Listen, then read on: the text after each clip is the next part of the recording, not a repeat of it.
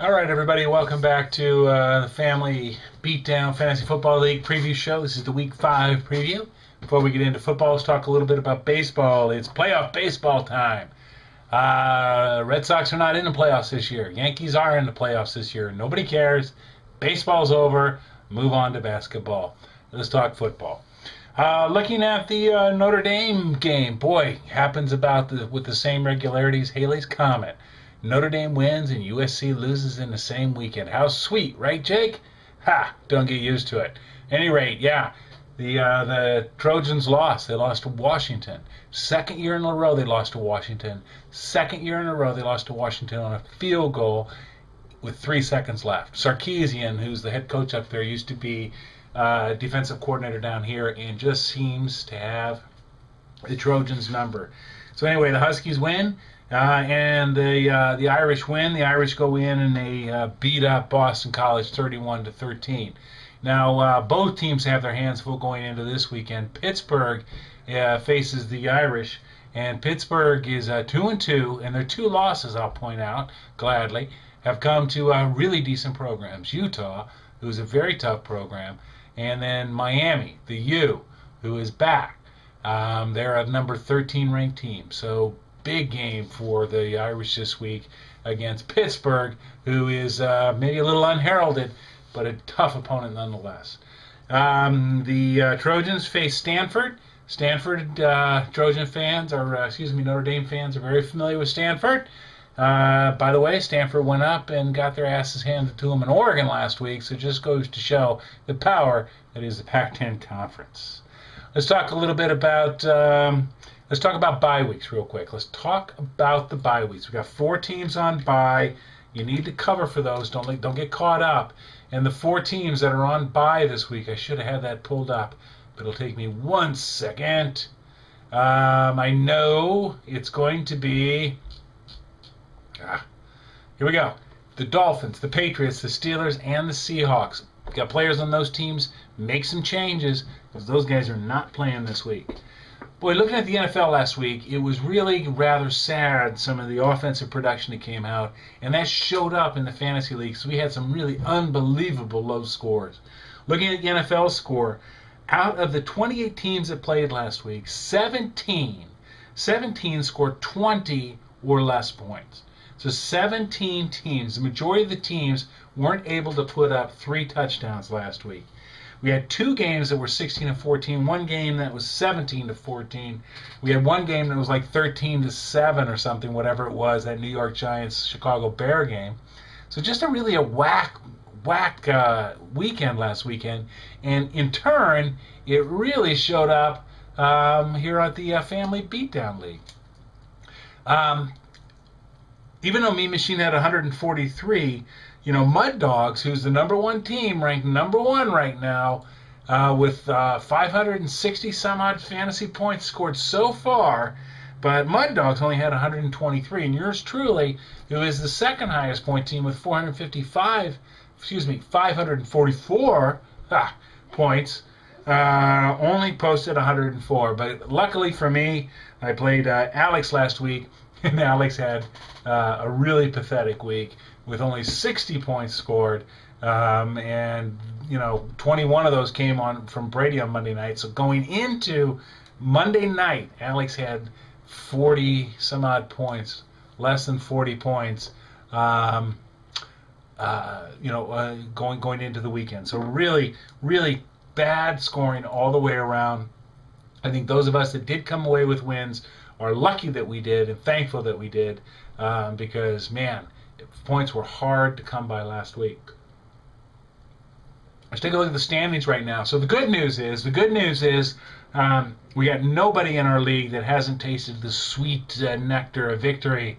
Red Dogs posted a win last week. Rednecks, I should say. Posted a win last week, as did Mean Machine. And Mean Machine won in style over Grandpa by nearly 100 points. But both those teams are now 1-3 and sporting that brand new 1-game winning streak. So good for you. Now the bad news is we still have 2 undefeated teams. We still have MudDawgs and Blue&Gold in that gold division. Both of them at 4-0, and both of them thinking that they know something about fantasy football. So Everybody needs to gang up on these guys right now and knock them off that pedestal.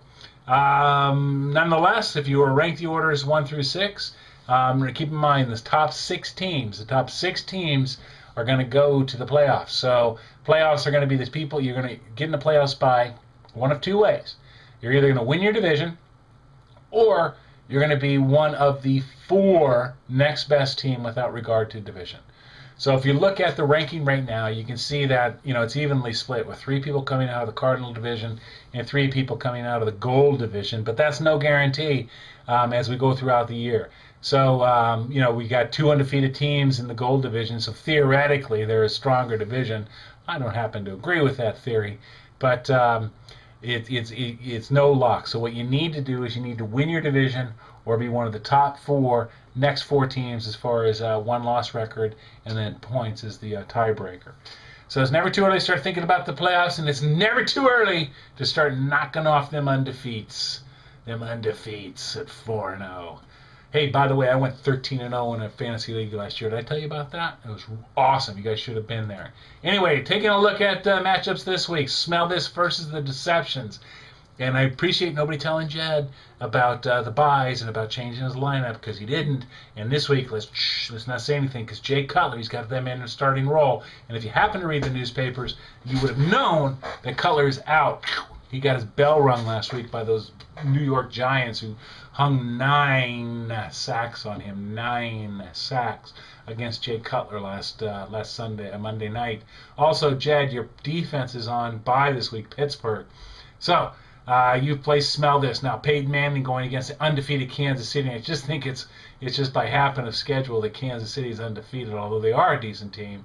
I don't think they're going to win this week. I think Manning's going to show up in a big way.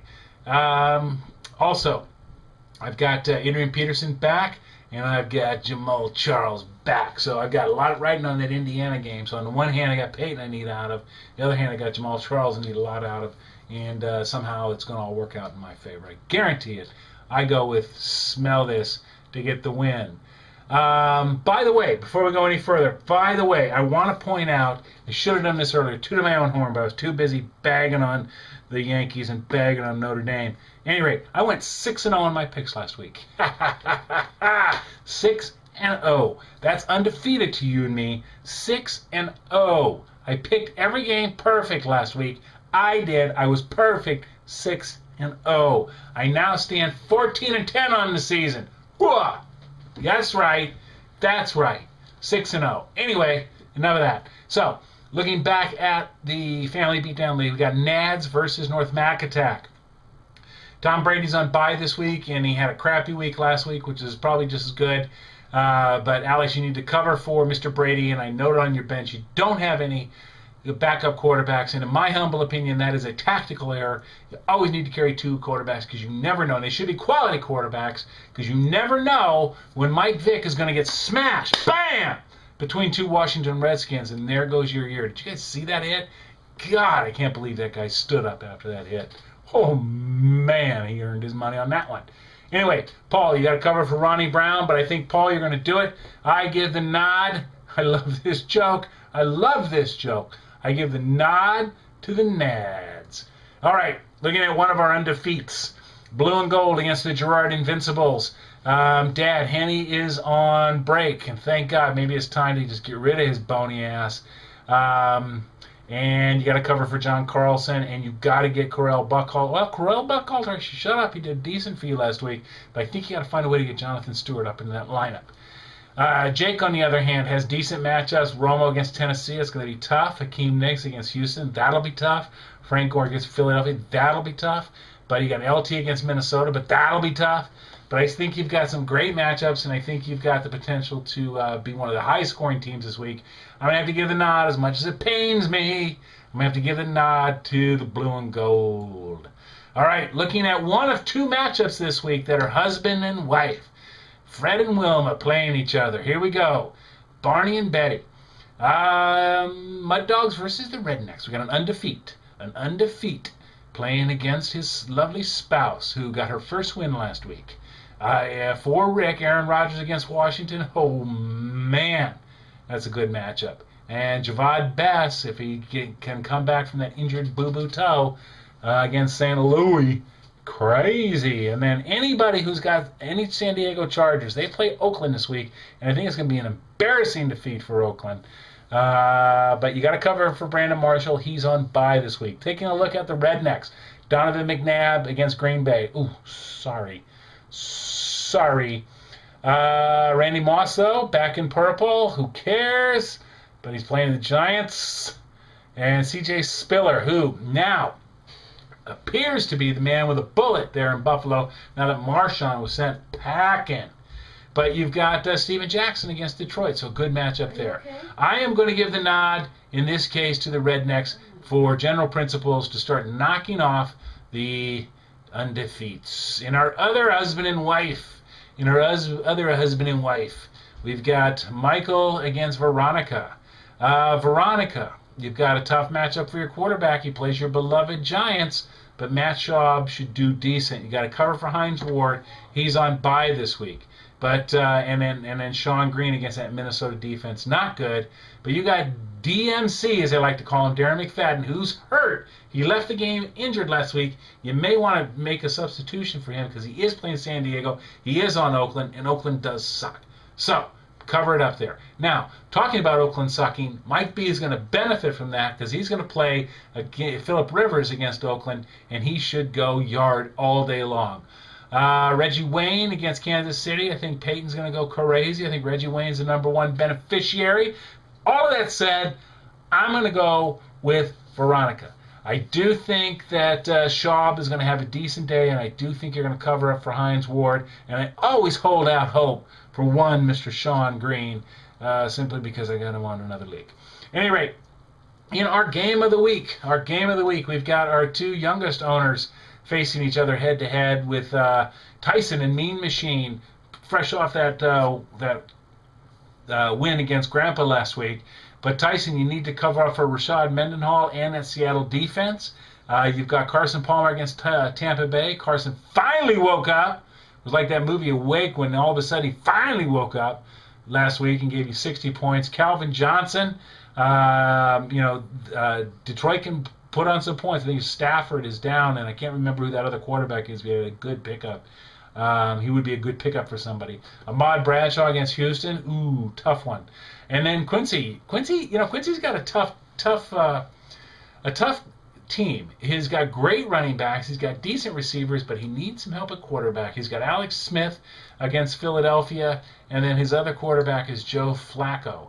And Flacco plays Denver this week, and that's not going to be easy. So not good matchups against kind of B-C kind of quarterbacks. But other than that, Chris Johnson against Dallas, Arian Foster against those beloved Giants, the Jets against that Minnesota. Ooh, the Jets defense. I don't know. At any rate, I'm going to give the quake to Quincy. All right, so that's it. Everybody have a good week. Cover for those bye weeks, and we'll see you back here next week. All right, so long, everybody.